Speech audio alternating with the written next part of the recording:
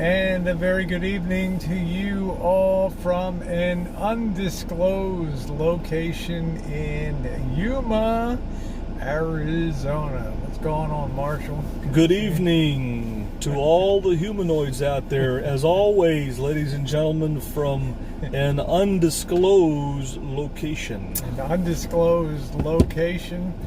Current temperature at game time, 98 degrees here in Yuma at 8:40 p.m. Thank goodness, Marshall, we got a cooling trend. It's going to be coming in. I define cooling as not hitting 98 by Thursday and then dropping down to 68 degrees instead of 85 to 86 in the nighttime, which is a relief. I can't even. I mean, it just seems like it's never going to happen there. Let's wait a couple minutes to let some people come in here. So, by the way, if everybody wondering where I'm drinking today, I just got this on sale. Siggy's 10. It's a blueberry Swedish style type of a yogurt drink. It's got over 10 million probiotics. It's a good product. It's made by Siggy's. Hey, Carl. I'm having that. Cat, how you doing? And I got a Califia Mocha Nor cold brew with almond milk. This is gonna pep me up here for the hangout here. Get you all so I got the up. probiotics and the caffeine. Hey, Yosemite, how are you doing, honey? Nice to see you. Just in case you need to ramp, you'll be all ramped up on. I'll use the old saying with McBoris. Let's wait for it to populate in here. Anyway, good evening, everybody. Say my name. That's it. Say my name. Forever friend, how are you? It is a hat night. I finally scored a hat. The guy wanted $30 for it. I offered $5. I thought he was going to throw me in the street when you were getting your dental work done. Can you imagine? From $30. I got mine from $40 to $10. Yeah. So I got it. I ended up at $9, and I gave the guy $1. They wouldn't go under 10 for mine, so you're pretty lucky that you got it at 9. Yeah. So I was able to. I'm doing good. Vicky's like, oh God, what's up, Vicky, Victoria? How you doing, honey? Welcome to the hangout. It was a great day in Los Aldgodones today. Took the Lisa Marie, Monique, how you doing, sweetie? Took the Lisa Marie down to the border. Had the they gave you a discount on parking down there, which I thought was very nice, because normally it says camper vans, RVs, $8. Yeah, it depends on the person. Sometimes they let you slide for $6. You know, it's kind of a little bit unfair, right? Because a 15 Carlos, a 15 passenger van is considered a vehicle. When are you getting a dashiki? Yeah. I think I'm not going to mention who, but you know there's a notable... Hi, Celeste. There's a notable YouTuber, I'm not going to mention who, that's having a hangout now.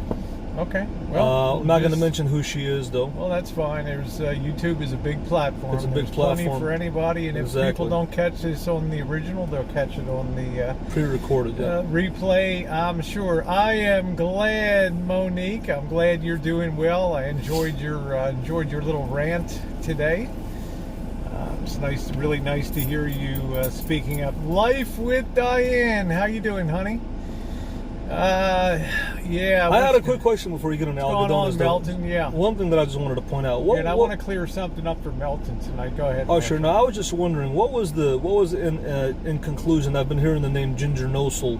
What was the whole thing on that? I was just curious. She was a person named in real life Tammy Sue Davis. She was a good moderator on my channel, but evidently she had a history to the extent of like 44 different run-ins with the law for scamming, for bad checks, for all types of financial fraud. Yeah, he does. He looks good in a cowboy hat. And it all came to a head because Mama Three Boys was able to connect together. Evidently, they were having a hangout, Sean the Brit, Mama Three Boys, and Ginger were having a hangout, and they invited, Ginger came on, and instead of her name, Ginger No Soul, coming up, a phone number came up.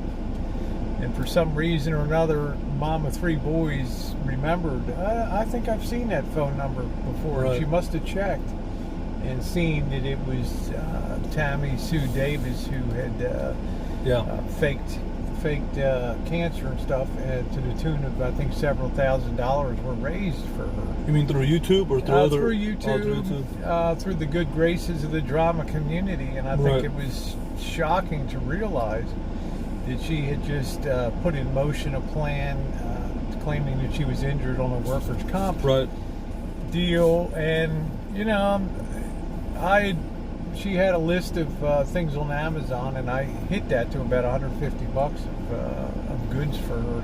So when did this information come out about her? I think it was Friday. Okay. It was like Thursday or Friday. Who revealed it, though? Somebody in the drama community? Yeah, probably. I can't remember who in the heck had a hangout.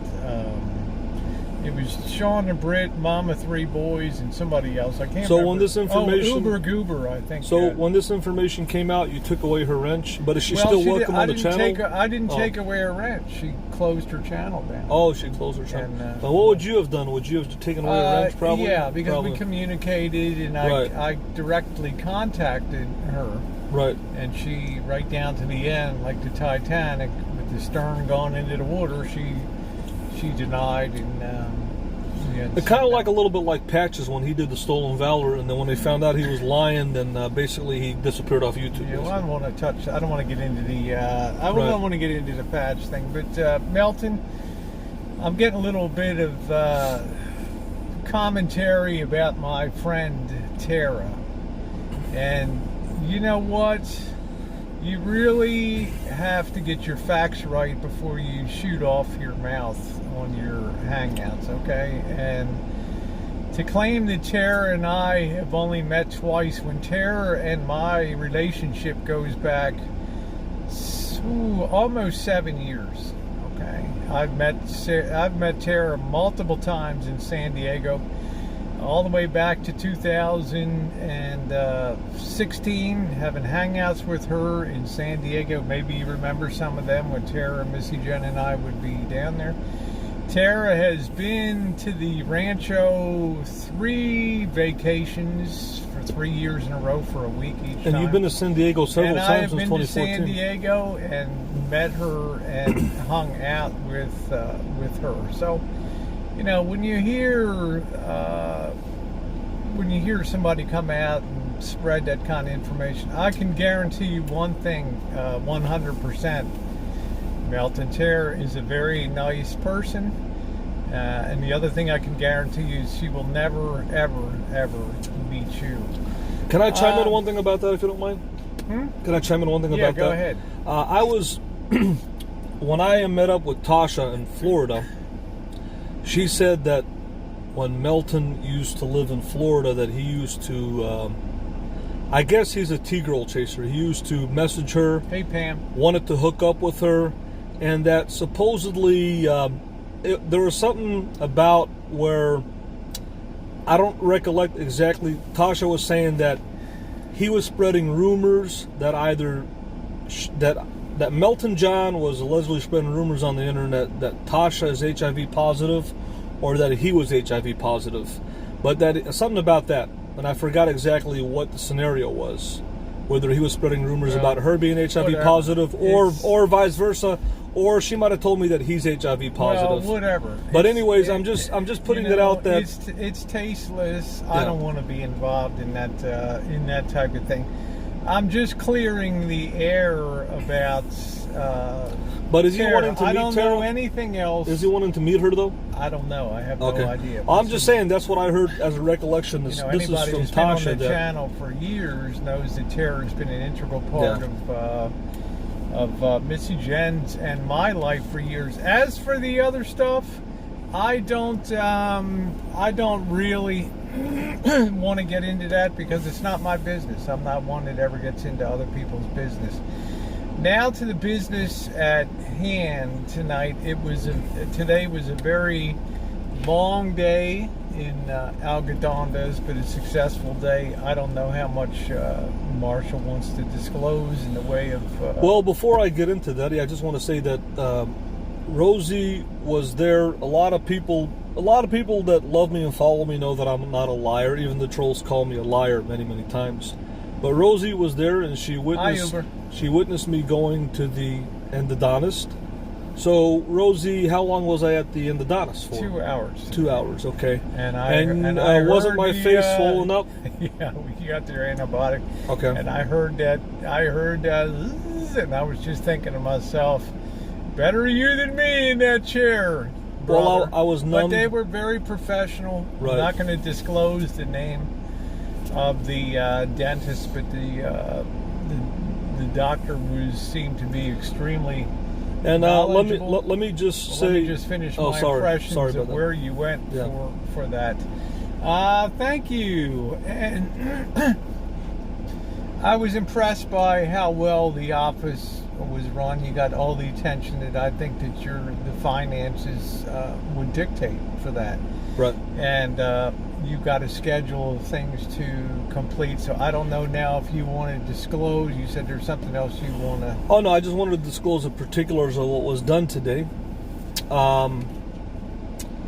So far, what I have done at this office was I have paid $500 for 2 root canals. Thank you forever, friend. On the right side of my mouth here. Hey, Ben, in what a root canal is they go in there and they take the infection out, they clean the tooth up, they put filler in there, they put a fiberglass post in there to make it stable. And that's what I paid on my first visit. That was done. And then on this second visit that I went to today, I had to pay them another $610 for this side of my mouth. A second root canal was done, which is $250, and then they had to also do. They prepared 2 crowns, which are $180 each for this side of my mouth, where these 2 root canals have already been completed. There's temporary caps in my mouth here right now. So I'm going to be having 2 crowns put in by tomorrow here, 2 porcelain fused metal crowns.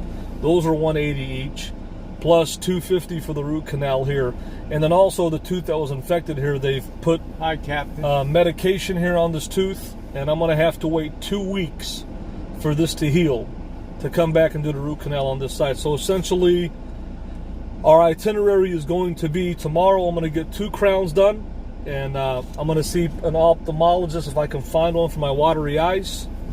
And I just want to tell people, I just got done talking to a pharmacist, and they told me that it could be from allergies, or it could be from diabetes or high blood pressure, or it could be from high ocular pressure, whatever the deal is.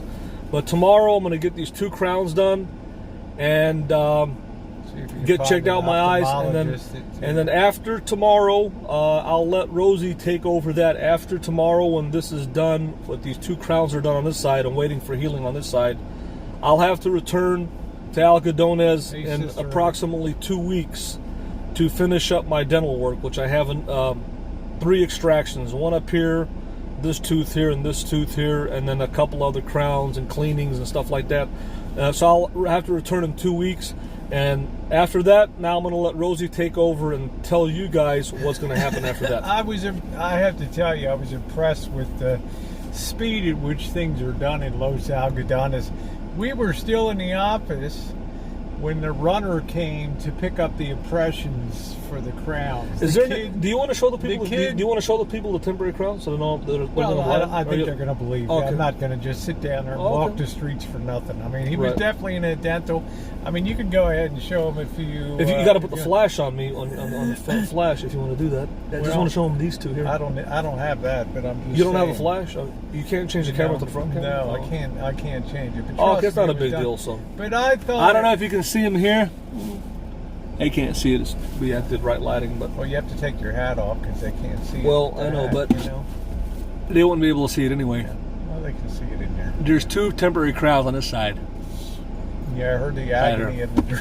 I heard the agony of the tooth cleaner. These trolls don't believe them unless you show them. That's how it is. You have fine. I'm going to vouch for you on here, but I'll tell you, this kid was standing at the door when you were handing the money over today. This kid was already there to pick up the impressions to take them to the dental laboratory. Well, and they get them done the next. I mean, this kid was there before. As you were walking out and standing at the reception area. Did you wonder who that kid was standing behind you? He's a runner that comes and picks up the impression to go to the laboratory and drop them off. And make now that you brought that up, you brought that aspect of it up. Today I heard you saying you can walk into Mexico and walk into the dentist and get major dental work done. We're talking about root canals. That's major dental work, and crowns and stuff like that. And look at the United States. You call a dentist, what do they tell you? We're booked up for a month. You've got to wait a month to get in. Or getting a crown done, could take a week or two. So look at how this industry, look at how they, Thank you, KR. It's pretty cool and convenient that we're able to do that we're able as Americans to go there and save all this money. And now you wouldn't be, I don't know if you'd be able to do that during snowbird season, because Missy Jenn and I have been there. It's packed. You haven't been down there, and it really is jammed. Los Aldgodones, and they have a lot of hawkers out there that are constantly people are always putting a mouse toes. They're always putting cards in your hands and things like that, but it looks like they've got a well-oiled machine when it comes to how the flow of having the crowns made, because they have to be custom fashioned, they have to be fired, they have to. And we went in without an appointment. I just let people know today. We went in without an appointment. We literally just walked in, and I got major dental work done 2 times without an appointment. And this is a non-snowbird season. You can never do that in the States, and you'd never be able. Root canal run you $1,200 to $1,400 in the States. It's literally 4 or 5 times as much. It's unbelievable. Plus, you had your insurance, and you'll get your claim thing to get. But it's a well-oiled machine. But I wanted you to just explain to people after this. Now that I've kind of explained an itinerary, just what is it that we're going to do in this 2-week period? And also, well, I'm not going to hang around Los Aldgodones, that's for sure, or Yuma. I mean, tomorrow. Did you talk about tomorrow? What you're doing tomorrow? Yeah, I did. I said I'm going to go in. I'm going to get the 2 crowns done on this side, and then I have to wait for healing on this side. And so I just wanted you to take over that and say what is it? What is our possible itineraries? Well, there's I'd really like to go over. I'd really like to go back over to San Diego if it's going to be a 2-week period. Because there's no really, it's pointless to hang out here. You just roast here for a couple weeks, and the days are very long. Right. The nights are still very hot as can be, and the temperature doesn't really dip till about 1 a.m. The food is very. There's not a lot of food options. Yeah. I've talked about it before that I'm really disappointed in the food options here in Yuma. I'll be putting up, I know Marshall put up a video where we ate today. I had the special there. I ate better across the border today, the food that I ate. Let me see. See, that's what you should do. Yeah, well, that's it. I'm just, it's not so much, I could if I wanted to, but the options, so some of the options from here on out to fill that period, to do a little more hopping to some of the border towns here. Right. We have we want to go west to Mexicali, and then I don't know if there also is a border town called Tecate, but I'm not sure how far that is from I-8. But Mexicali is only 10 miles away. It's a major town. It's over 1 million people. It's big like San Luis. Yeah. I've heard a lot of good things about it, and I'm very excited to check it out. And then obviously everybody knows about Tijuana. It needs no introduction. But there's also Tecate, where I guess they make the beer, right? And that's supposed to be a notable town. I don't know too much about it. I think it's the only really beer that I've had Tecate Light down here, which is very tasty. Right. Before we get on to that, would you say it's better than Dos Equis? I think Dos Equis is better. I don't really, fork over the money. Me, Bud Light. Right. Okay. He always laughs at my choices. So, do you want to talk about the? Well, let's talk about reflections on Los Aldgodones, because it's been 1.5 years since I've been down there. Right. And I think it was exactly as I had remembered it. Did you experience today something in Los Aldgodones with me that you missed out on when you came with Missy Jenn? Is there anything that you... Well, much deeper into the pharmacy side of it, much deeper into the dental side of it. And the nightlife side. The nightlife side. I did say we went in, did have one, it's the nice thing down there, beer's $2. I don't think anybody's going to begrudge somebody for a beer. The prices are very reasonable, but the thing that most surprised me, thank you, KR, the thing that most surprised me was how the town rolled up at 5 p.m. That was it. All the vendors were done. They had packed all of their stuff away, and it just surprised me. Right. And then it was like a ghost town after that. In other words, we went to the border to cross back over, and you could have fired a cannon down there and not hit anybody at the nobody was you've never been there on the weekend, so I'm sure on the weekend it's pretty. It's not as popping as snowbird season. I'm sure. Yeah, I'd like to hear more of your recollections, but I want to give mine too. But I want to go ahead. Go ahead. Go ahead. Yeah, my recollections today of Los Aldgodones is every time you go there, you always have a different conversation with a local or with an American, and they give you information about Los Aldgodones, or you always learn something new about Mexico or stuff like that. I've talked to a lot of Americans that live there or visit there. So you always talk to somebody and you always learn something new about Mexico. I think one of the interesting things today about Los Aldgodones was, the number one thing that happened today that blew my mind, and it even blew Rosie's mind, was I had a fan come up and introduce himself to me. Yeah. And this guy was a Caucasian individual. His name is Nomad something, I forgot. Young guy from Missouri, and he came up and he's like, "Are you Elvis Travelers?" I'm like, "Yeah." He's like, "Man, I watch your channel. I've been watching for a week. I'm a subscriber." And I'm like, "Oh man, that's cool. What is the chance of finding that?" And then Rosie, obviously a lot of people know that a lot of people that watch Rosie watch me. Our communities collide. But there are some people that watch me that are newer that don't watch Rosie, that don't even know Rosie exists. And Rosie assumed, she had this look on her face like, I'm sure he knows who I am. I'm Rosie O'Kelly. And he didn't know who she was. No, he said he'd seen you. He'd seen me on a couple. He's seen you, yeah. But he said he was really my subscriber and kind of like my fan. And that was a pretty cool thing. And it happened in Mexico. So again, when that happens, I was starstruck. It's always travels in person. Now, I gotta shake your hand. Now, what would be really cool was if the guy was actually Mexican. That would really floor me. It doesn't floor me that an American was in Mexico that recognized me. I mean, I know I'm an international celebrity. I think that I would be really floored if an actual Mexican person says that they watch Elvis Travels. But now a lot of Mexicans in Los Aldgodones know about me, and I've told them about me. So that was really an honor and pleasure to see that. So, brother, if you're watching, say hello here on Rosie's channel or my channel. Thank you for watching, and it was an honor and pleasure to meet you. Yeah, he knew about Rosie, but he was my fan and subscriber. So, kind of like IRC. He was a nice guy to boot. And that was pretty cool. He's an HVAC guy, and he's looking to relocate to Arizona. He's like, oh, man, if I could have gotten a hold of that van, I could have probably gotten that taken care of. But it just shows that you never know when people are going to recognize you. I could be in a different country like Mexico, and people recognize me that are Americans, and that was one of the coolest things. I mean, I've had people come up to me. Ron is from France. He's met me in Florida years ago. Yeah. But I thought that was really cool, and that's when you really know that you're reaching people, that you can be in another country and an American recognizes you. So that was an honor and pleasure, and thank you for meeting me. And if you're watching, say hello.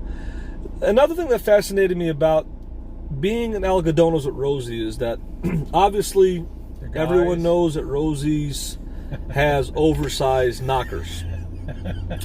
Here we go. And picture time. And for a girl her size, they're not proportionate. Okay, they stick out. They stand out. That's what she wants.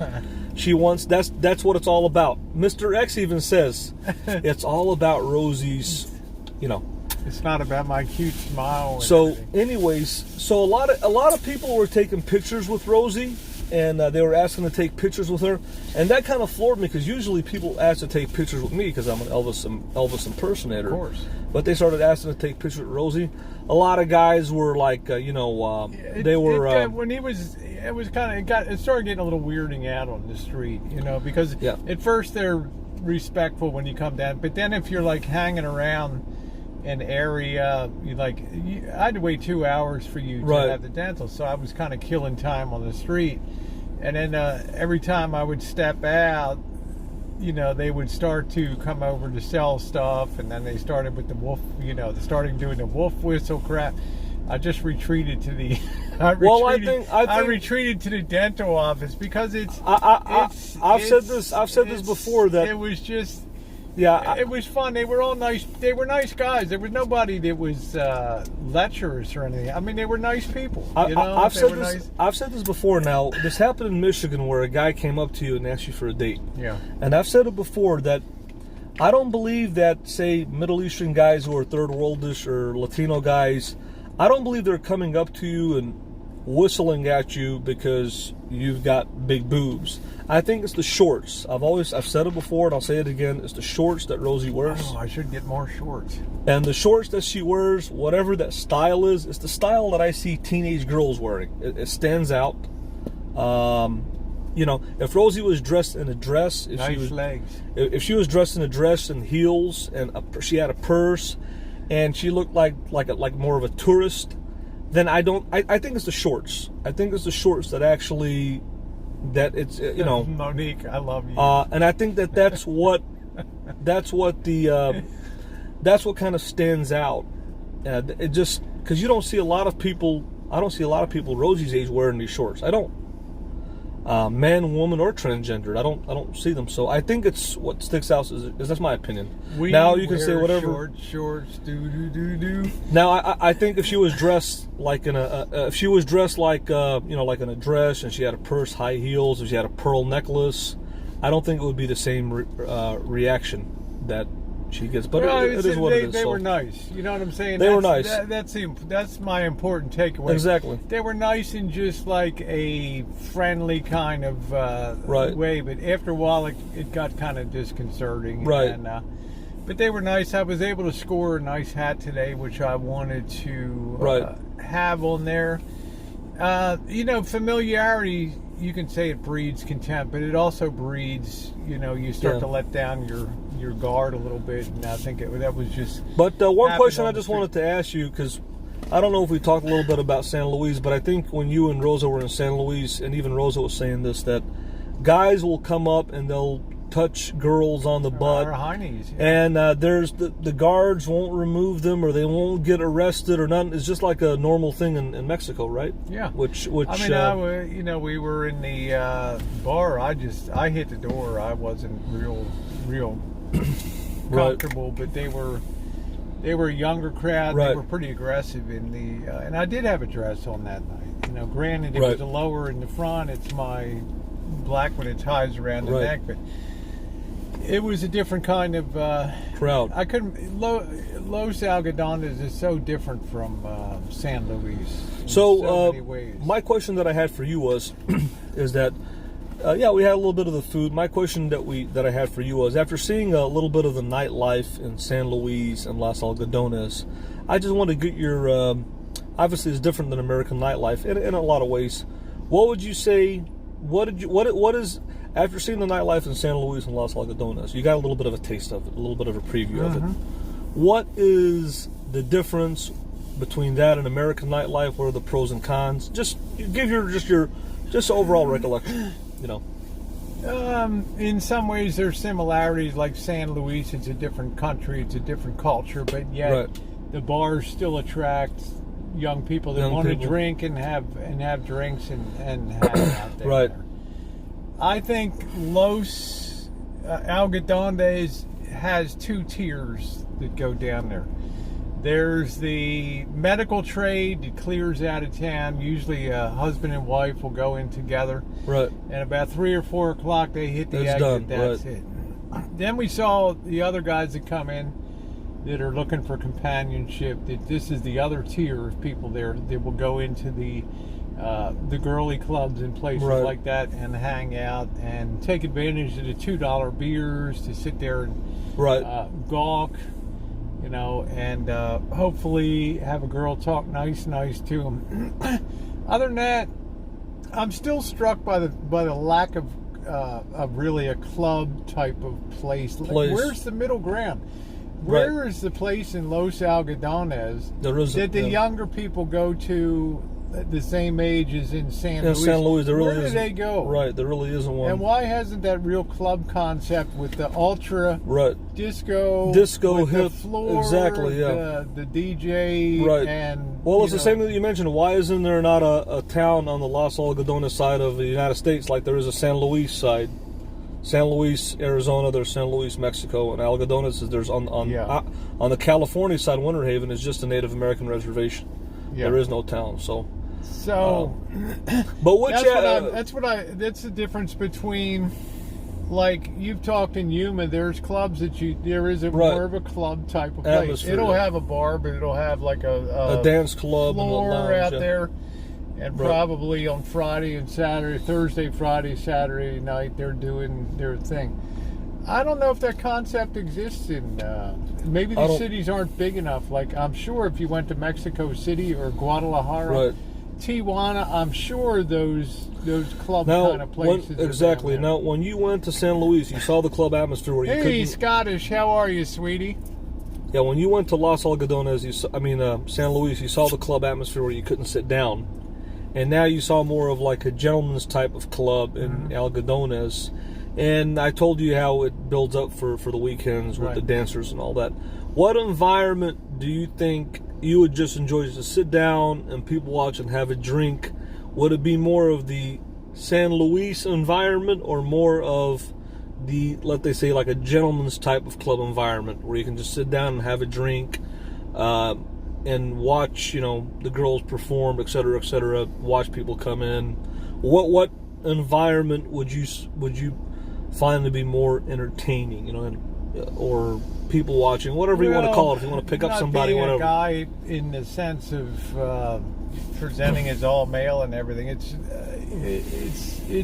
hard for me to really relate to like a gentleman's club in this sense. So I gravitate more towards the club scene where they have the DJ there, and some people can go out on a dance floor. Yeah, dance. Exactly. And then you meet people that are kind of your age or connect with you. Right. I mean, the guys go to a gentleman's club to see TNA and to maybe talk to a girl, maybe get a lap dance, maybe go to the back room in that kind of place. So they're not really.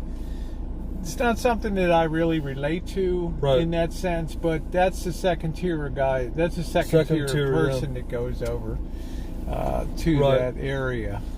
Let's see, Melton John, don't bother my moderator, please. I don't talk about the moderators in your chat.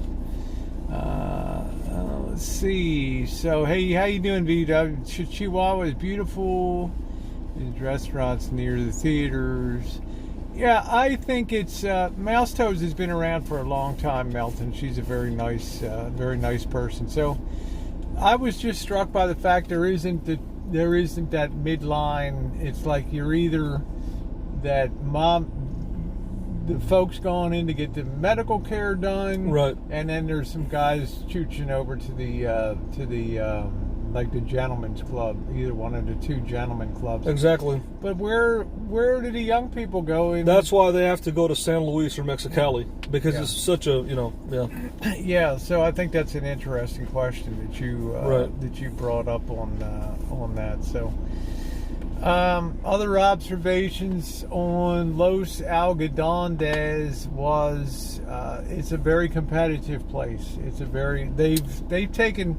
My concept is that they've taken prices down to where everybody is basically almost just running on the same profit margin. I'm not talking about dentists, because as you saw, there's a different Sun Dent or whatever it was, Smile Dent. There's a very high end place, and then so you really have to do your homework on that. Okay, and that's what I did for over 2-3 weeks. I found an endodontist who's got 14 years experience, and he's excellent. and his prices were great, but it took me a while to go from place to place and pound the pavement. Yeah, and Melton, by the way, next time Rosie O'Kelly comes on your channel and makes a comment, make sure to vet whether it's the real Rosie O'Kelly. I got no concept what you talk about Chuck E. Cheese and all that kind of nonsense on there. Okay, it's all beyond me. All right.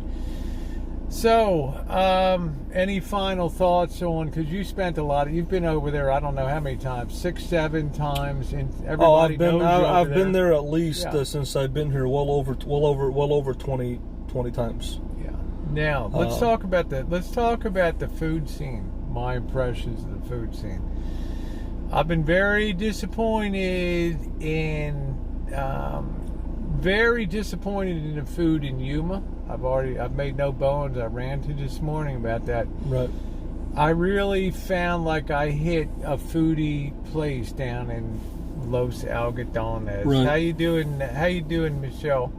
I really feel like I found, hey Spirits, I really think I found a nice place down there for food.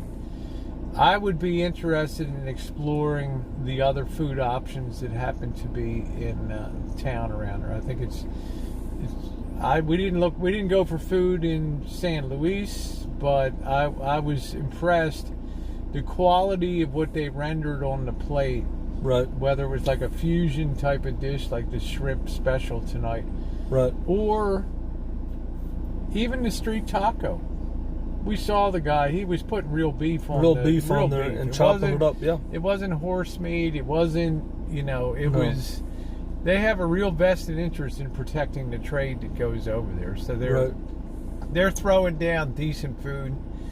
And I believe that the quality was top flight that I ate today. Time will tell, but I really enjoyed the margarita. You didn't have a street taco today. I've had them really before. Wanted to have one there. Yep. And I thought for $1.25, if I had 2 of those tacos, I would have been happier than that crap that they put down at the Rancho last night. So good on that. Let me see if there's any questions on the side chat. Well, I've had mutton before and everything else. So Austin, Texas has many millennial restaurant places. Yeah. Talking about tacos, I've had lamb tacos before in Florida, and I'm sure that you can find them in probably bigger cities in Mexico. And I would highly recommend them if you can find a place that makes them good. I think they're pretty good. So I know Rosie's not a lamb eater, but you eat Rosa all day. Josh, that's funny.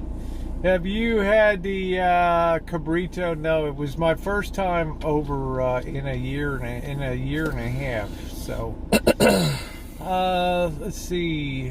I didn't drink any drinks with ice. I just had everything that was canned. I drank. I don't want to take a chance. You see a lot of people drinking margaritas there. Mm-hmm. A lot of older people. They do put ice. Okay. They do put ice in there. And if older people go there a lot, they know a lot about Los Aldgodones. They go there for dental and stuff like that. So I see them drinking margaritas, and if they would get sick drinking them, I wouldn't see them drinking margaritas. But I saw a lot of them drinking margaritas. Thumbs up. Please take a minute and hit the thumbs up. Did you get sick over there before on something that you? Yeah, I got sick eating, I believe. I think it was the elotes corn, but I'm not 100% sure. And I think it's because they don't refrigerate the mayonnaise and the butter and cheese that they put on the corn. It's just out there on the cart. Right. And I think that's a health hazard. I love the corn, but that's how they make it out there. And, it should be refrigerated, and they just don't. They just put it on top of the counter, and that's probably what got me sick. So. But it didn't last long, No, not really. It was just a 1-2 day thing, but... So if you were going to get routine, I'm not sure if I would have open heart surgery or neurosurgery. That's not designed for that. It's designed for boutique cosmetic stuff like Botox, like the Mexican government's not as freewheeling, I think, as people think. I think there is licensing. I went around and I inspected the license that was on the wall from the Medico Department of. A lot of these dentists are licensed by the government of Mexico. Some of them are licensed in America. Yeah, now the pharmacy stuff, you know, I got kind of mixed feelings. If you're on a regular prescription and you can go over there, but you know, the easy access to basically any kind of, not narcotics and things, but any kind of prescription item was a little unnerving to me when I looked at some of the names of some of the things that were selling over there. You know, if you were, you know, transgender and you wanted to get estrogen and things, that was all available over the counter, and I fear for people that do that without, you know, some counseling or some understanding, and I just shook my head. But the standard of the, you know, you're not going to get brain surgery or orthoscopic. You know, it's just cosmetics, Botox, fillers, and mainly dentists. And optical. There's a lot of optical there too. If you want glasses or eye examination, stuff of that nature is also there. It's not really like medical. I think there is some few Botox stuff. Thank you, Charlotte. That look adorable. What's going on, Vegas Fixin'? The thing that surprises me, Marshall. No, they'll offer you various labeling of Viagra. They'll offer the full-on product, but people want the active ingredient. Right, sildenafil, which is the active ingredient. Which you can get sildenafil. You can get 8 pills for $3.82 compared to 4 pills of Viagra for $25. So it gives, you know. Is it as good as the real thing? I don't know. I've never tried it. Never tried it, but I'll tell you, they sell a hell of a lot of it, because when I was wandering around, I had 2 hours to kill while he was in the dental chair. So I did a lot of exploring into some pharmacies and looked at some of the people coming in. And there's nothing wrong with sex. And if you need or desire Viagra for that, you know, as long as you're medically okay to take something like that with blood pressure and other things. And I know 20 years ago when they introduced Viagra, when I was just starting out in medical things, as nothing important in medical, but there was talk of people. Lunatic Moon. Hi, Rosie. Pam talks, and I love your smile. Oh, there we go. Thank you, sweetie. Thank you for the tip. Much appreciated. What's her name? Pam. Pam talks on here. So Pam talks. Thank you, sweetie. Let's give her a big woo. You look like Los Banditos. Yeah, we're loose on the border down there. So thank you. Thank you very much, sweetie. Much, much appreciated.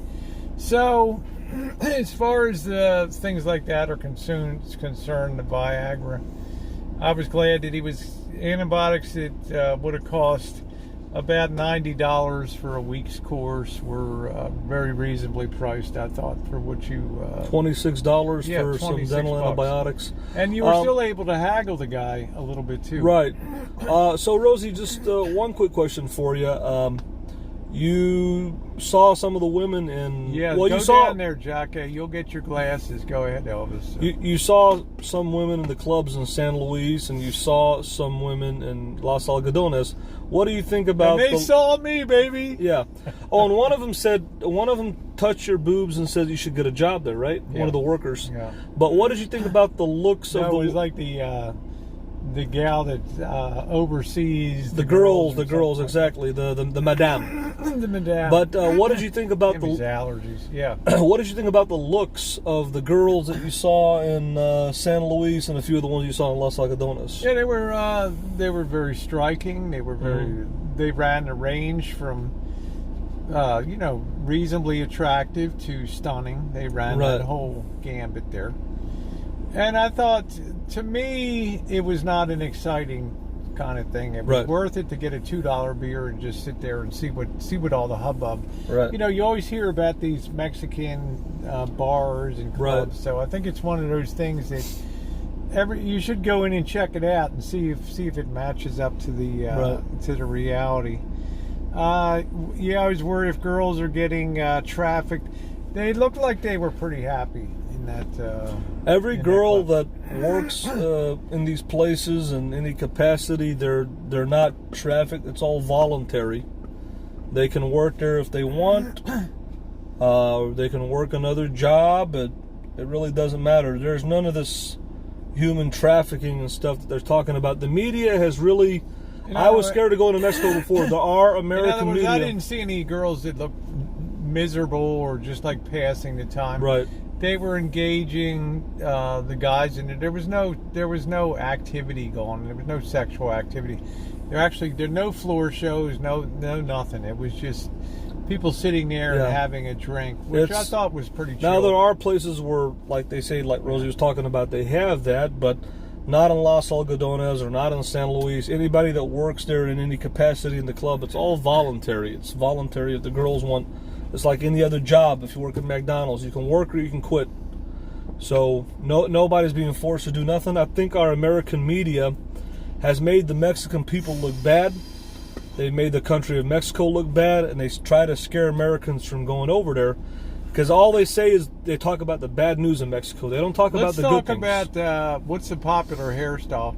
Most of these Mexican girls have long, straight hair, black hair. Black hair, yeah. Okay, and it looks very lovely on them.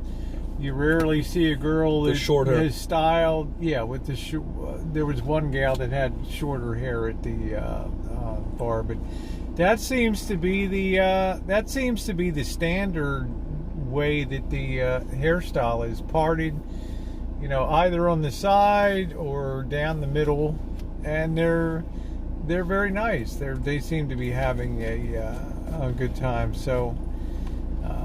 That's the deal on what I saw, and of course it's Monday night at the club, so it was a good day to just observe the workings of it, to see what people do, because there was no show, there was no nudity, there were well dressed younger women just walking around waiting for somebody to come in and buy them a drink. Like I said, if you go on the weekends, it's a whole different environment, so then a whole different thing. So let's see, Elvis, did you get price on Mexican STD testing? Because come on, Cajun Kev, oh my goodness.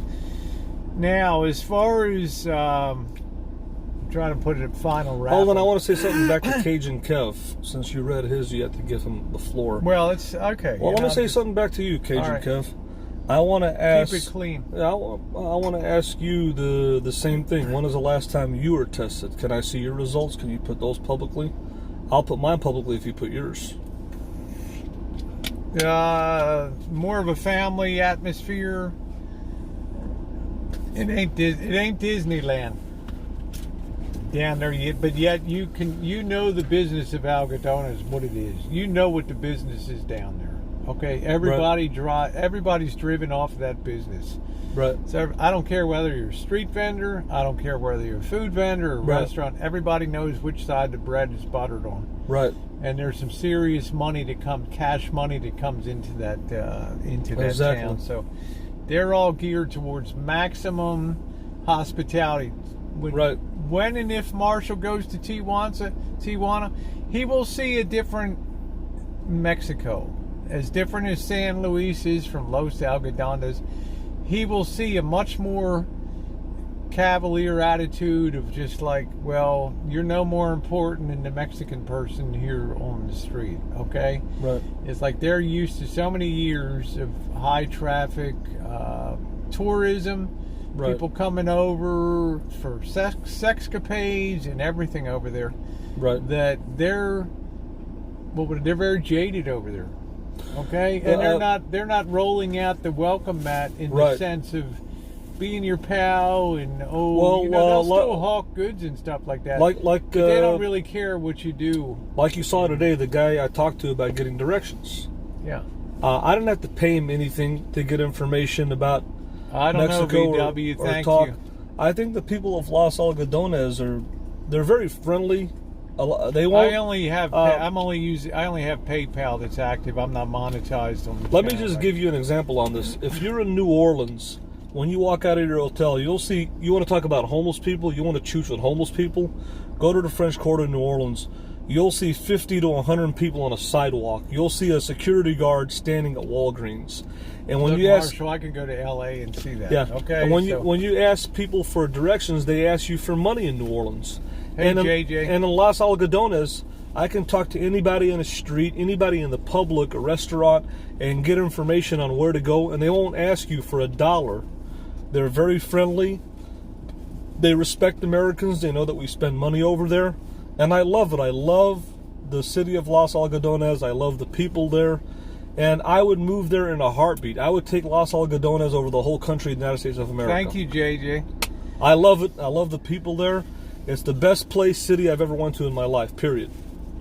I love it. I love the Los Aldgodones. So Yeah, it's that's my opinion about that. But yeah, you're probably talking about Tijuana. You're right. Probably the people over there are different because high traffic and there's more stuff going on over there. So it's probably going to be different. It's a million-plus population as Right. opposed to maybe 25,000 people Right. in these border towns, and they have the tradition of generation after generation with Americans streaming over the border into Right. Tijuana, with one idea in mind: to treat Tijuana as a playground, to go down there, and they'll cater to that. So it's basically But the they red won't, light. They won't have the genuine friendliness, say, of Los Aldgodones, right. even if you're not getting medical stuff done. So And, would you say that it's the red light district of Mexico?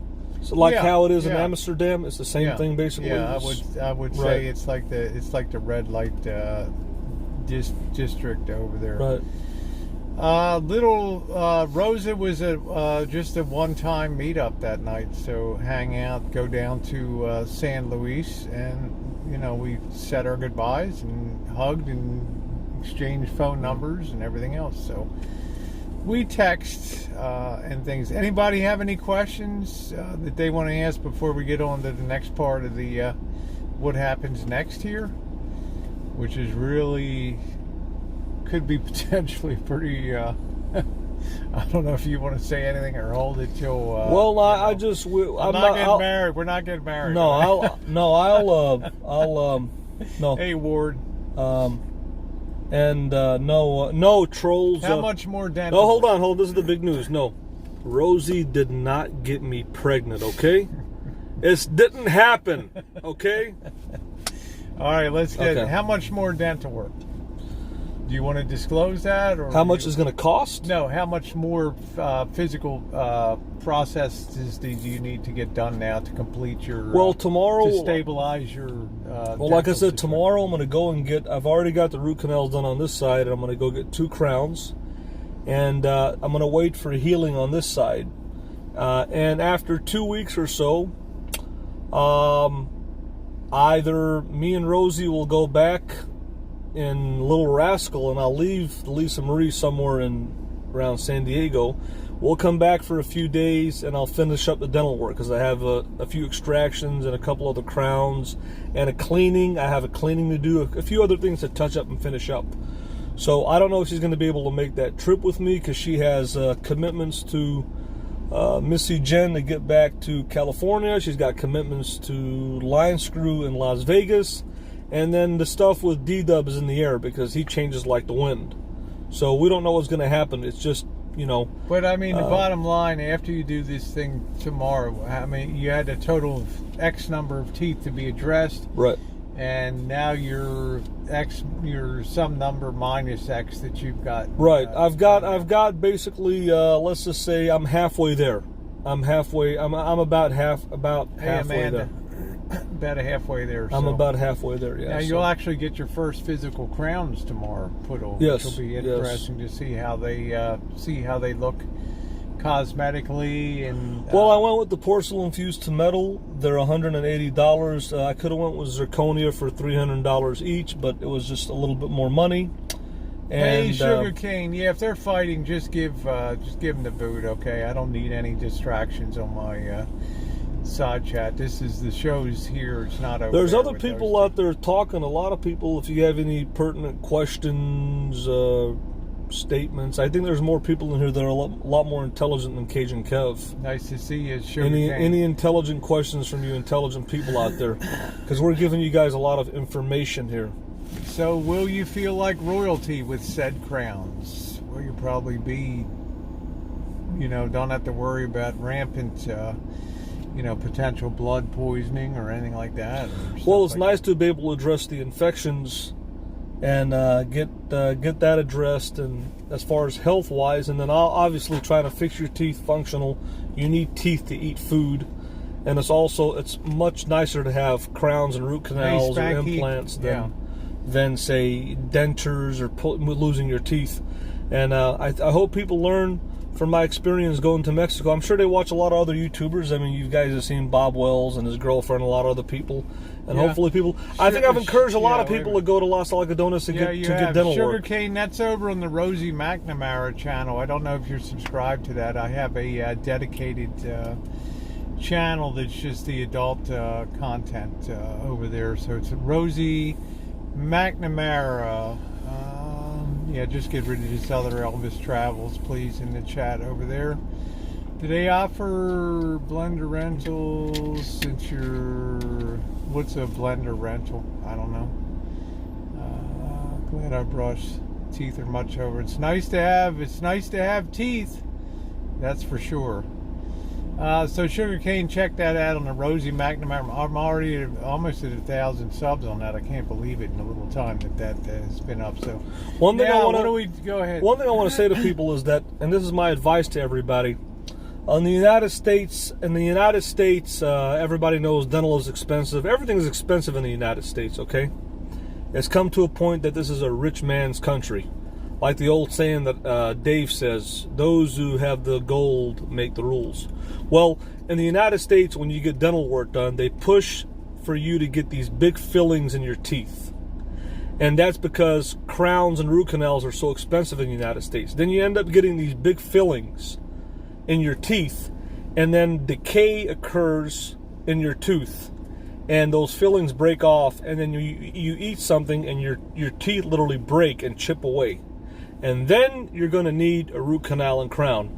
So that's a problem with American dentists. They keep on pushing fillings, and fillings are just made for a very small damage to your tooth decay, not for big decay. So that's what happened in my situation. American dentists, and how corrupt American dentists are, they push you to waste your money on these big fillings, which in a couple of years or a year are going to fail. You're going to end up cracking your tooth and needing an implant, a root canal, or dentures. At least you can go to Mexico and get a root canal and crown done cheaper than what you would get fillings done in the United States. The American dentists are corrupt. They're there to steal your money and do all these useless fillings when you're better off getting root canals and crowns and implants and stuff of that nature. So that's my opinion, everybody. I hope that you guys, after seeing my experience... I'm going to take strong exception with that opinion. I don't think there's any corruption in the I believe dental. There is. If you don't get to a dentist soon enough and you don't have routine dental care, then you need the big filling that comes in. If you have 6-month dental care checkups and you have your cleanings, pinpoint cavities can be addressed immediately with very small fillings. But if you only go to a dentist every 10 or 15 years, you get what you get. So is it corrupted? I strongly take issue with that. What I'm saying is really strongly take issue with that. What I'm saying in my point is, I want to reiterate, American dentists push people to get big fillings in their teeth. We're talking about a big fillings, and then it's only going to last a very short time. If you eat an apple with a big filling, you're going to crack your tooth. Then you're going to need a root canal and a crown. And that could cost you a root canal $1,000 to $1,400 in the States. $1,000 for a crown. That's why dentists ask you to go every 6 months, as I do. December 6th, I will have my next appointment. And you get your cleaning and you get your examination. And anything that happened in that 6-month period is going to be very small and easily addressable. It's not going to require a big, giant drill out. But if you go and the decay is reached, they can only they have to open up till they reach a point where there's no decay, okay? Right. Sometimes they're scared to take it that close to the edge too, okay? But they know the alternative is to lose a tooth or to get a root canal. So get routine dental care. And I would encourage Marshall to do the same thing. Once he's brought his teeth up to snuff, to try to get on the, come down to Los, at least. One of the most important things there, one of the most... Make it a snowbird trip, because I doubt if he'll ever go to Florida again. Make it a snowbird haven to One of the come down most and get important checked things out. to get is to get a cleaning where they clean the tartar off your gums and plaque, and also a deep cleaning. They'll actually go underneath your gums, underneath the teeth, and clean that. And you have to do that once, twice a year, depending on what your dentist says. But cleanings are very important to clean your gums and to clean your teeth at the dentist. Yeah. You can't, stuff that you can't do yourself, that flossing and brushing is not going to do. And that's to prevent, I've gum been disease very and all that. satisfied with Yeah.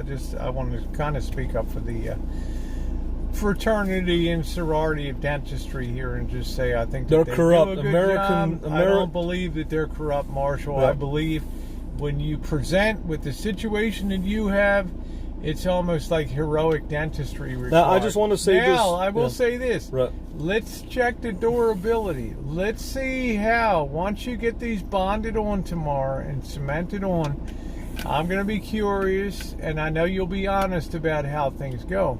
Let's do a quality check as the months go by, and let's see, are there any issues? Once in a while you hear about some dental work in Los that, doesn't stand up over time. So I'm not saying anything, but I'm going to be curious to follow how your work goes, especially where there were crowns done. I'm not saying anything negative about the dentist anywhere, because this dentist you had today was a very professional.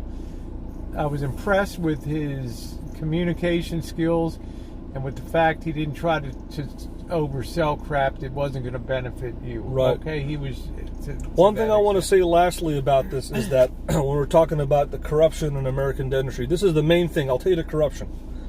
If you have a dentist that only takes PPO insurance, that means the dentist can charge whatever they want. And then when you come in with your PPO insurance, they'll cover, the PPO insurance will say, we'll cover 50% of the cost. So those dentists are corrupt because they can put whatever price that they want. Because the insurance companies will only reimburse. No, they have to. You're wrong. I've worked in insurance for years. They have to abide by a schedule of That's fees. an HMO.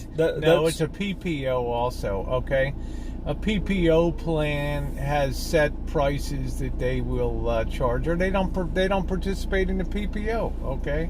Well, I've been in the medical field for 20-some years, Marshall. On the insurance side, right. You're not going to tell me anything about PPOs or HMOs, okay? Now, let's swing on to a different subject. Right. The only thing I want to say is I'm going to be curious to see, do you have a longer term defined, like a year? How is it going to be? Because some of those things, dentists in the U.S. might not have touched them for a root canal, okay? They might have wanted to just say, pull them out and deal with implants. Now, how do we fill 2 weeks of time here and satisfy things? Well, it's still up in the air. A is to go to San Diego, okay? And, for one, A is for Marshall to just sit down here and roast in the desert, okay? That's the not only me, but the Lisa Marie roast in the desert too. Yeah, Lisa Marie roast down here today. But let me tell you, he has AC. He's styling in comfort there. Okay. I want to say two things real quick here. Elvis Presley, he used to say, "You ain't nothing but a hound dog, baby." TCB, taking care of business. TLC, tender love and care. And let me tell you something, when it comes to the Lisa Marie, my home, she needs some tender love and care, and we need to take care of business. And the bottom line is, everybody knows that Rosie O'Kelly, we're talking Rosie O'Kelly right here, we know for a fact, even Rosie was saying, we're the two biggest stars in our community. You want to call it bottom of YouTube? Whatever you want to call it. We're the two biggest stars. But the bottom line is this, though, is that right now, this is the big news. the big news is stuff is going on right now on the bottom of YouTube. Stuff is going on. And the question is this. You see, Monique. This is the bottom line for all you people. I am not a replacement for D-Dubs. I am not the Ed McMahon of Rosie O'Kelly. She's the Johnny Carson of the bottom of YouTube, and D-Dubs was the Ed McMahon. I'm not the Ed McMahon. You see, I got my own show going on. And the bottom line is... Nobody's saying you don't. Just, the bottom line is that we're here right now, and we've got a lot of decisions to make. But the bottom line is, I just want to be positive and get things done and get focused. And my only goal was okay, Scott Clark. Thank you. I'm sorry. Yeah, my only goal was to experience some Mexican culture. Now that we're down here by the border, I think it's very interesting because let's face it, the United States is very similar. A lot of places you go, our social life is very similar. It's just different, the people and the food and the landscape, but pretty much the social life is the same all over the United States.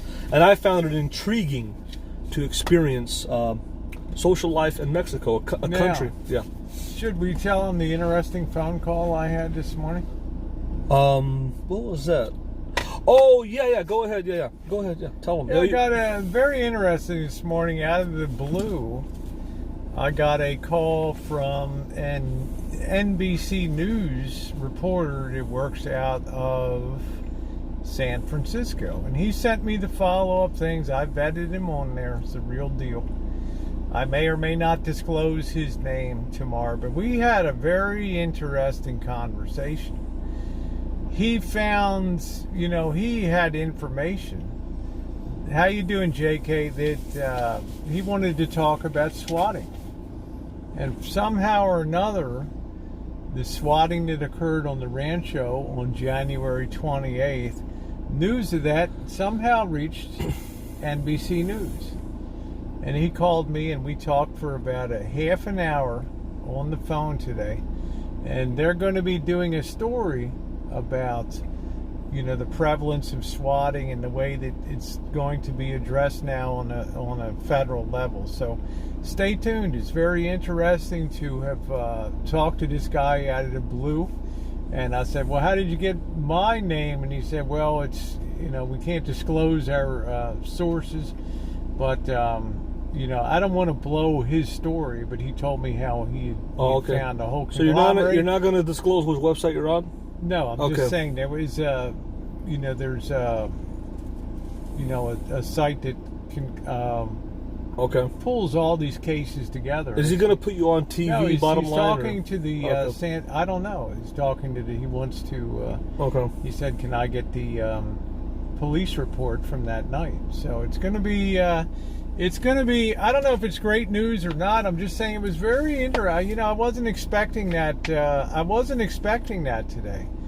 And when I told him it's happened multiple times over the years, but this was the first time I ever really decided to, the first time that there was really any report or anything on that. So, yeah, it's going to be interesting to see what the heck happens and what kind of follow-up becomes of that, because I asked him what's the point of our conversation. He was very professional. He lives in the San Francisco Bay Area for NBC News in San Francisco, and I said, are you looking to do a story on this subject? And he said, yeah, we ultimately want to put a story together. He's not a background editor, he's not a background producer. He is a reporter for NBC. Oh, you were swatted. Okay. So we'll see. Let's see what happens. That could be interesting to see what develops on that, because, it's not every day that NBC, you heard the guy talking to me on the phone there. And I said, I got a guy next to me to tell you all about cops coming to fast food places. And I said, you want to talk about swatting? I'm the most swatted nomad in the world, and a lot of it has been caught on tape. And if somebody made a video of all the times I've been swatted by police, by police, by the trolls, there could be a whole documentary on that. But bottom line is, I am the most controversial, talked about nomad in the world. Here's a question, Marshall. How will Elvis pay for the van restoration? Well, it comes in various tiers depending on. You can't build a champagne rig on a beer budget, and I think Marshall's wise enough. I think he's prioritized what's his main objective to have. Yeah, the main objective of the van build is to just remove all the rotten wood, put a new waterproof floor, make a nice bed frame, and that's not going to cost much money. That's the main heart of the van build. I don't think that costs a lot of money. It just takes some time and elbow grease and work, and everything else will come together little by little.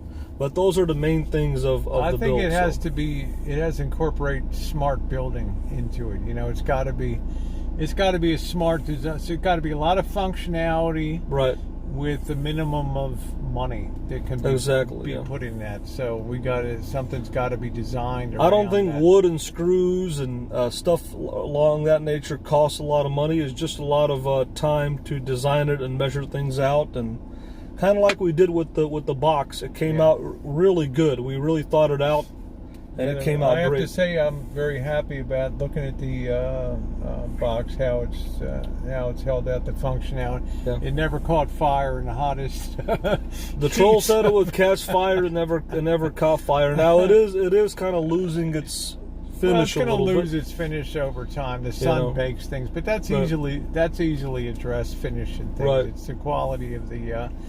It's the functionality. Marine varnish. You have a lot of coats of protection. Exactly. Under that. It's good. It's nice. What was that? There was a really pretty thick plywood that we used for that. Yeah. That whole thing will get a pressure washing in the inside right down to the. I have a 15,000 PSI power washer.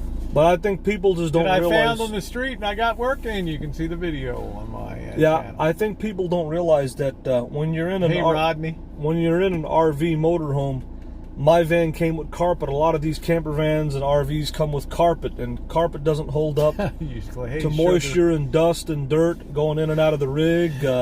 Wood floor, I had a maple floor in there. It doesn't hold up. It literally turned into black mold. You have to have a waterproof rubber or vinyl floor.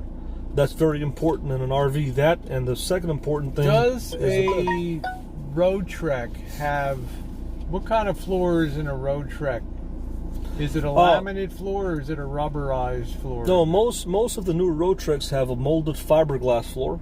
A lot of the older ones will have a cheap little peel-on vinyl floor. They'll have carpet, but none of these rigs really have durable floors on them. Usually they'll put cheap carpet, cheap Luan plywood. It's not really waterproof, but the road treks they do an exceptional job on their floors with the fiberglass floor. Well, the other thing too is the size of the bed that he wants to put in the Lisa Marie is not going to leave a lot of floor period for it's not going to have a high degree of finish to it anyway. The area's still a camper van. If you take out the shower and toilet, I don't know. I don't know. I don't know that much about. Yeah, I want to address something. I don't know that much about Class B. I want to address something to a lot of people that have been talking about this. When they say the Lisa Marie is not a camper van because there's no shower and toilet in there, that's not true. You had Bonanza. There's a lot of vans out there that are considered by the RVIA in Indiana, which is the RV. That's funny. Which is the RVIA Association. There's a lot of camper vans out there that are considered Class Bs that do not have a shower or a toilet or many other features, a water pump. There's different kinds of Class Bs. There's all different kinds. And just because a camper van doesn't have a toilet or shower doesn't mean that it's not a Class B. That's not true. I can do a whole show on that. And show vans. Conversion vans. Some conversion vans are considered Class Bs. They have the RVIA on there. There's a lot of vans that are Class Bs that don't have all the options, that don't have a generator. Thank you, sugar. That's not true. Now, it's better to have one that's fully self-contained, but again, when talking about a toilet, most people are using composting toilets, or they're using the portable toilets. It's very inconvenient to find a black dump tank when you're on the road or even in a city. So, that's very inconvenient and stuff, And hey Kevin, how are you? Any other questions? So that's not true. I want to reiterate, that is not true. Just because a camper van doesn't have a toilet and shower doesn't mean it's not considered a Class B. Okay. I can show all kinds of vans that have the Class B rating on there from RVIA, the stickers and all that, and they're considered Class Bs. Now, I define that. I kind of define that. I don't agree with RVIA. I actually agree with the trolls. I think that if a van doesn't have full self-containment, it's not a motorhome. It's not a Class B. But according to the RVIA, that's a different story. Thank you, Kev. I was very happy to score this today. A really nice one. It's only Bangor. It's $9 in there, so it's nice, made in Mexico.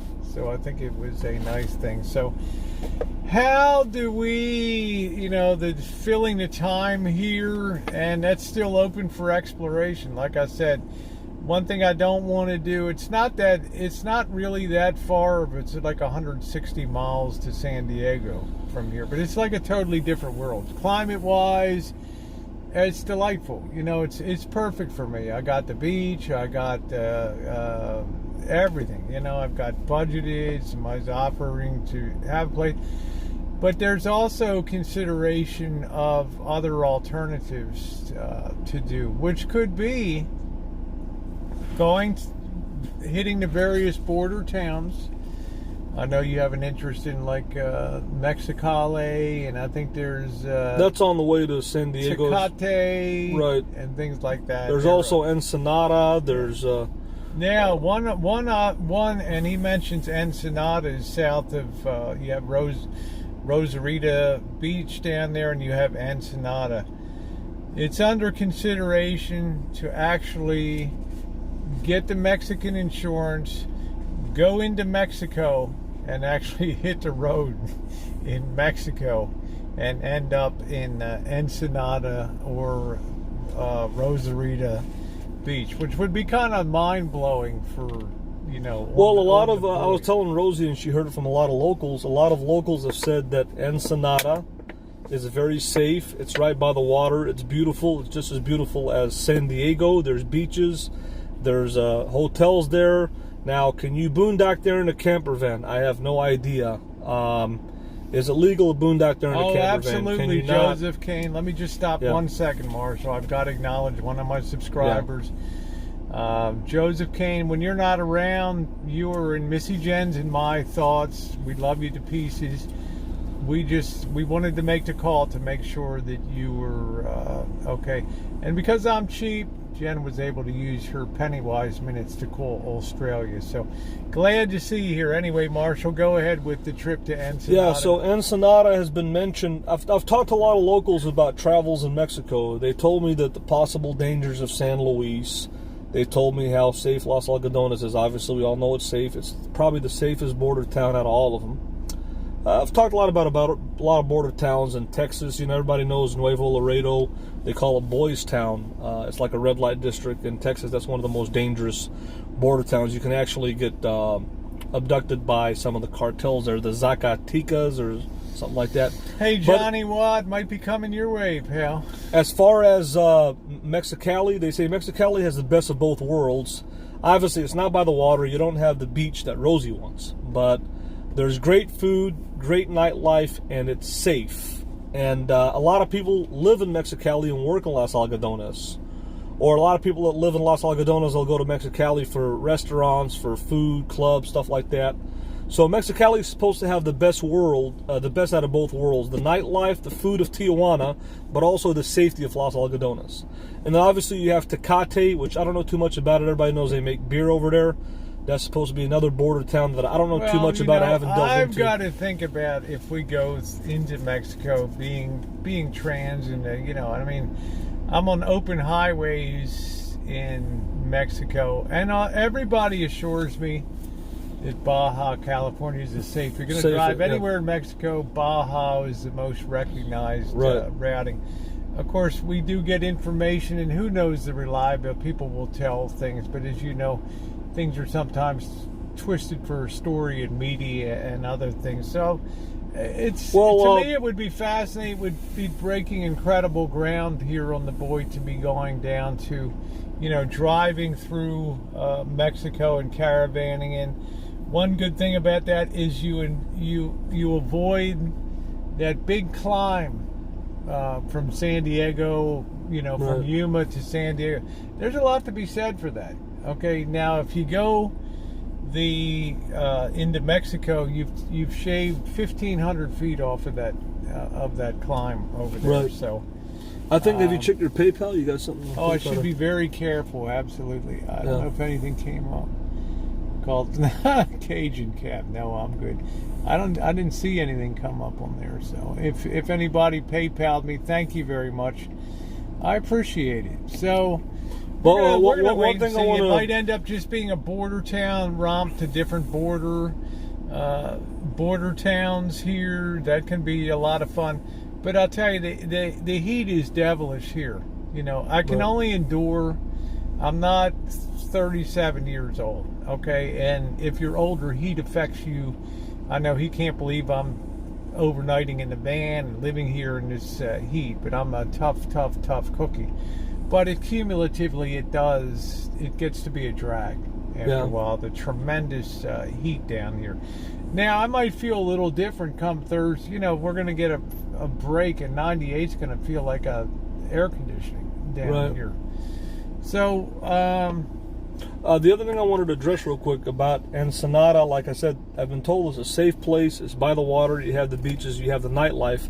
And I've been told by a lot of locals, by a lot of people, locals at Aldgodones, and that it's safe to go there, that it's beautiful, that you have the beach and nightlife. But I don't know too much about Tecate. I know that they make beer over there, but I haven't. I'm interested in talking and figuring out information on that. Well, I would.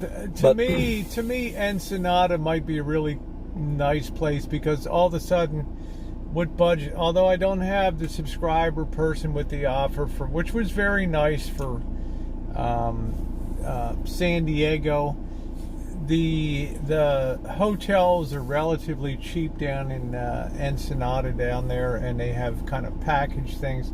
So it might be kind of nice to ramp up and really raise the adrenaline a little bit on travel and really have an adventure. Would you say that Ensenada is like the Mexican version of San Diego, basically? That's what it sounds like. Well, there's a lot of places water down there, places. But I don't know. I mean, Johnny Wad lives. I think he has a property in Rosarita Beach down there, and he might contact me and give me some information on. He's been a nice guy on the channel for a long time, but we'll get some feedback from people on the channel here, and they'll let me know what you guys think of that. What you think of that concept.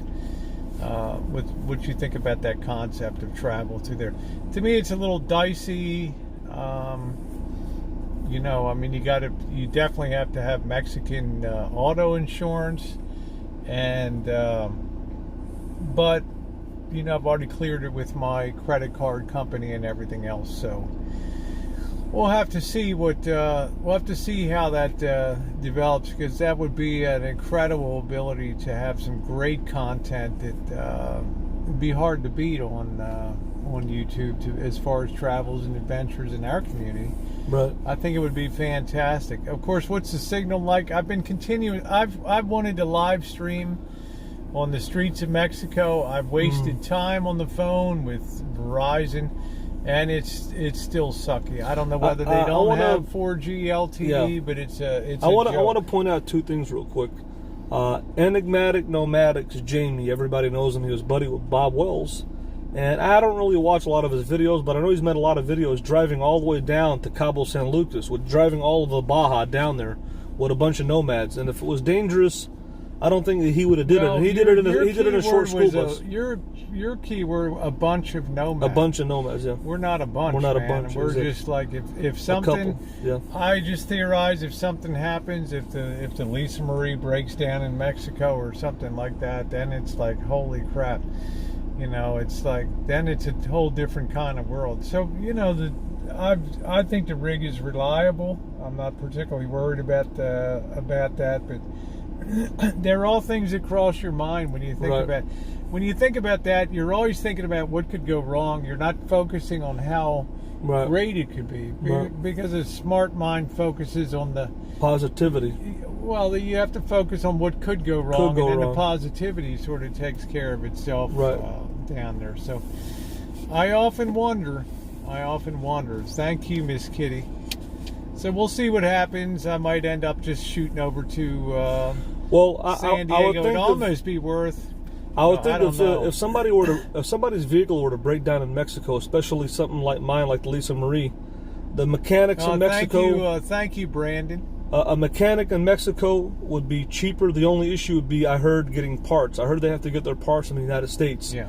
But the work on anything that be done is going to be cheaper in Mexico. A tow truck is going to be cheaper in Mexico. But I heard they have to get their parts in the United States. That's what I heard from someone the other day.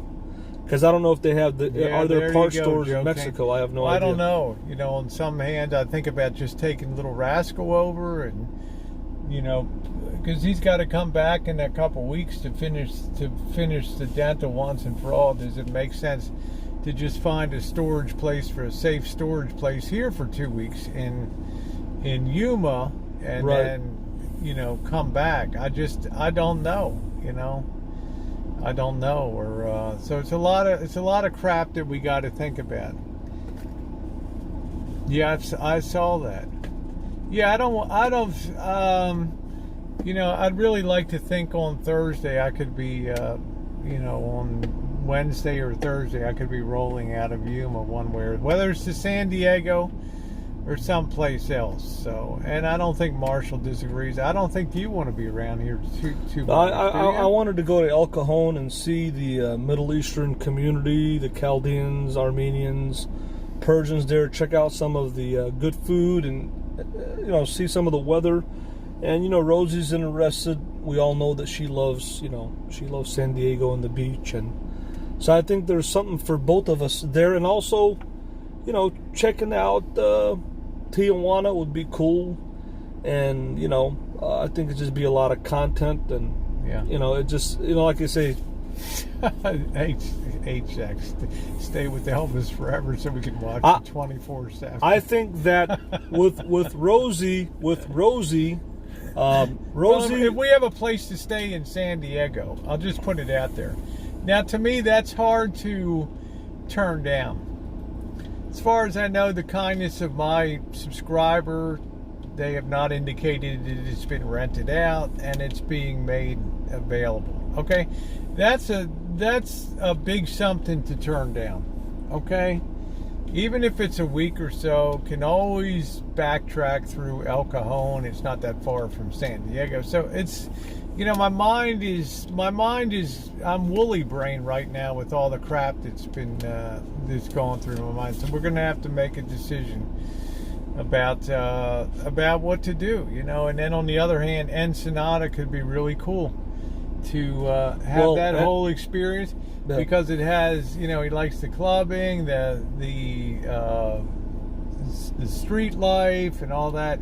And I get in the beach area, and the expenses much lower. Well, if you have, when you talk about, we're talking, you know, like about, like San Luis has got nightlife. Yeah, Michelle says El Cajon is boring. Trust me. Well, it's kind of like having the best of all worlds. For example, Aldgodones, the people are nice, and they've got nice, you know, gentleman clubs.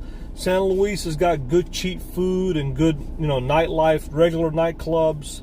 And then you've got Mexicali is supposed to have the best of both worlds. Then you've got Ensenada, which people say have the beach that Rosie wants, and then the regular nightlife and the gentlemen's clubs And I don't know about the food. Probably I think the food would be good over there because we're right by the Pacific Ocean. So it might be the actual perfect city that has everything. But anything that's by the water is going to be expensive. It's probably a tourist trap, I'm thinking. I don't know. Well, they told you otherwise in Los Aldgodones when you talked to the guy. You said he said it was like everything, you know, and Ensenada was no, like, Mexicali had the best of everything, but yeah, I don't know if I can sustain another desert city, you know. I don't know. Right, know? I think that Ensenada could be the place that is the perfect place that would have everything that we're looking for, whether it's nightlife, food. Which place? Well, Ensenada's by the water, yeah. So that could possibly have it all, and Yeah. you don't know unless you actually go there and check it out. Yeah. And well, that remains to be seen, and it's going to have to be figured out in pretty short order. But tomorrow's plan is clear. It's going to be back over to Los Aldgodones. It's going to be an important day because the king is going to be crowned tomorrow with a double coronation ceremony. I'll be literally crowned with 2 porcelain fused to metal crowns. I'm going to have the mouth and teeth that a king and true alpha male deserves, and all of you are just going to have to learn to love it and learn to live with it. I will be. Yeah, and let me tell you what. Custom made. Not only is your king going to be custom made right up here, I'm going to be custom made at the Rancho when we redesign my home in Lisa Marie. And also, you guys know that the Slidanafil, you know what I'm talking about? Woo! Slidanafil is going to make the uncut girth custom made. And stand to attention, baby. Woo! Well, let me tell you. So it's going to be, tomorrow will take care of itself. You know, there's risks in doing everything, but then again, if you're going to live life up to the handle like I like to do, sometimes you got to step outside of your comfort zone and do it. But if I end up deciding to go to San Diego, at that point it'll be up to Marshall to decide whether he chooses to go along. And El Cajon can certainly be on the way, not an issue. But or whether he wants to stay, you know, like I said, he can stay down here, and I'm sure he can suck the juice out of not El Cajon, but Los Aldgodones and all that. But it'll be available. It'll be a choice. So we'll talk. I'm not a selfish person. I hate the fact that he's down here in this desert environment day after day, but he does have air conditioning. So. I'll just say this, you know.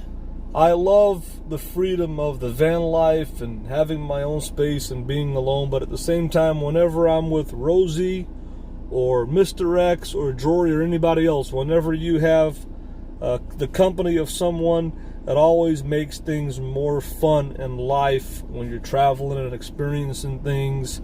And you see the reactions, like I see the reactions on Rosie's face about what she thinks about different things. It's enjoyable. It's enjoyable to have the companionship of someone when you're on the road.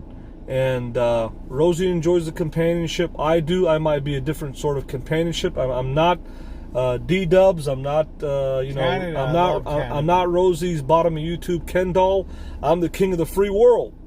But we're styling, we're profiling, we're having a time of our lives. And we are the only 2 nomads that went to Canada and Mexico in the same year. The same summer. And we happen to be custom made right here, not in our sombreros, but these cowboy hats. And we're going to continue styling and profiling from the Sin City to San Diego. Locations in Mexico. So. Yep. And we shall see. So you can leave your comments in the comments section down below. I'm going to go ahead. It's been about an hour and a half here. Thank you, Marshall. I think it was a successful day. I felt really good seeing you in the dental chair and getting this stuff tended to, man, because I do care about your health and your well-being, and you're still young enough that you can put a stop to this dental nightmare and turn that around. And yeah, look forward to seeing you guys tomorrow morning. I got some videos to put up. I think I'm going to head out for a little bit of a snack tonight. It wasn't didn't eat that much today with that plate. So right. Probably going to head out and grab a bite to eat. So I want to thank you guys for being on. I think whatever we decide to do, the content at least should be interesting. Life, if you don't take a risk once in a while, and like I say, everything I've ever done, like when Marshall was coming down here, be careful, I'm telling you, be careful in the streets of Los Algodones. Don't get rolled, behind a club or something. You go in there and it's a very, nobody's bothering anything. Nobody's in anybody's face or anything. I have more controversy on the streets of Santa Rosa, believe me, than you ever see down in there. So I would imagine Baja, the whole area is I feel safer in Los Aldgodones than most parts of the United States. Okay, Monique, I love you, honey. Thanks for coming in tonight. Cajun Kev, making it fun. Good for you. Joseph Kane, awesome to see you here. Love you, Vicky. Survivor, thank you. 50 Shades. It should be interesting if nothing else. Keep your feet on the ground. Be happy and be kind, and get out there and do something in life. Brandon, good to see you in here too. Okay, Patricia Wakefield, thank you. You have made my quality of life livable here in the desert with your fan. It is awesome sauce. Good night from an undisclosed Good night, location. Everybody. Woo!